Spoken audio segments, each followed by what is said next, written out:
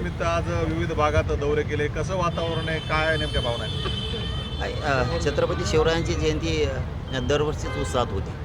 तशीच आज धाराशिवची सुद्धा प्रचंड मोठी शिवजयंती झाली. ती करून आता आपल्या बीडच्या जिल्ह्याच्या वतीनं सार्वजनिक शिवजयंतीला याही कार्यक्रमासाठी उपस्थित राहिलो. इथंही प्रचंड मोठी अशी शिवजयंती बीड जिल्ह्याच्या वतीनं सगळे बांधव च्या वतीनं ती साजरी होती. शिवजयंतीच्या निमित्तानं महाराष्ट्र आणि महाराष्ट्र देशातील सगळ्या जनतेला खूप खूप शिवजयंतीच्या शुभेच्छा देतो. पाटील, तुमच्या आंदोलनाला प्रति आंदोलन उभा करण्याची काही तयारी भाजपकडून केली जाते अशी चर्चा आहे, काय सांगा? चर्चा नाही, प्रति नाही म्हणायचं त्याला, आंदोलन हे प्रत्येक वेळेसच आहे, हे नवीन नाही आहे. मी त्याही वेळेस मीडियाच्या बांधवाला वेळोवेळी सांगितलेलं आहे काय करायलेत.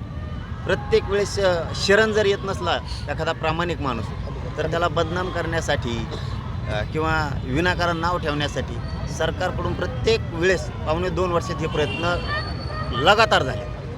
तोच प्रयोग आहे, दुसरं काही नाही. तीच प्रयोग पुन्हा आहे. करणाऱ्या बांधवांच्या बद्दल काही नाही, कारण ते बिचारे मलाही काय म्हणत नाहीत आणि दुसऱ्याला पण नाही. आता पुढं उभा राहता हे माहीत नाही, पण माहिती आली आता उभा राहिल्यावर लक्षात येईल. 2-3 ठिकाणी उभा राहणार आहे राज्यात, अशी प्लॅनिंग आहे त्यांची. दादा, संजय राऊत असं म्हणाले की सुरेश दसांना भाजपनं तुमच्या आंदोलनाची धार कमी करण्यासाठी भाजपनं त्यांना समोर केलं आणि संतोष देशमुख प्रकरणात त्यांनी उतरवलं. काय आमच्या आंदोलनाची धार कमी करण्यासाठी जर त्यांना उभा केला असलं सरकारने तर चांगली गोष्ट आहे. हो द्या धार कमी, करा वाटोळं समाजाचं. आणि आत्तापर्यंत त्यांनी तेच केले तिरस्कारातून. गोरगरीब मराठ्यांचं, गोरगरीब शेतकऱ्यांचं, गोरगरीब धनगरांचं आरक्षण नाही देऊन वाटोळच केलं आहे. करा. उद्या सुरेश धस त्यांनी 2 दिवसापूर्वी सांगितलेलं आहे की 19 तारखेला नाही पण 20 तारखेला मी गौप्यस्फोट करणार आहे. काय येईल ना लक्षात आता आपल्याला. आधी काय सांगता यायचं काय हो नेमका गौप्यस्फोट त्यांचा माहीत नाही. परंतु मी ते विषय सोडला आता.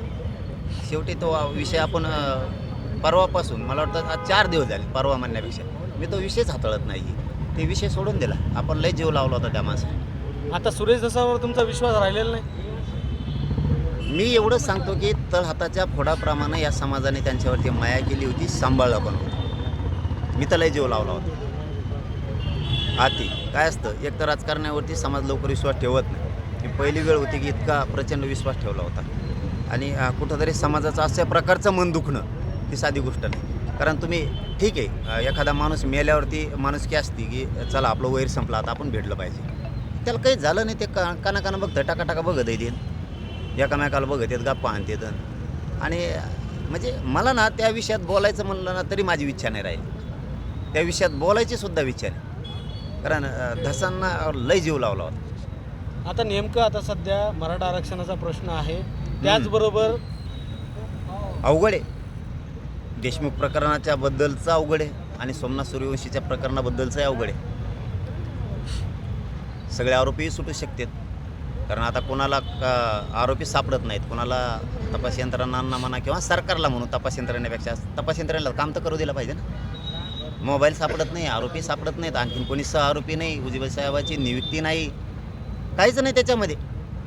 कोणी गाड्या वापरल्या त्याचा काही विषय नाही आरोपी करण्यात, कोणी घरं राहायला दिले त्याचाही विषय नाही, आणखी कुठलाच विषय याच्यात नाही. आणि मराठा आरक्षणाचं म्हणाल तर मराठा आरक्षण मिळणार आहे.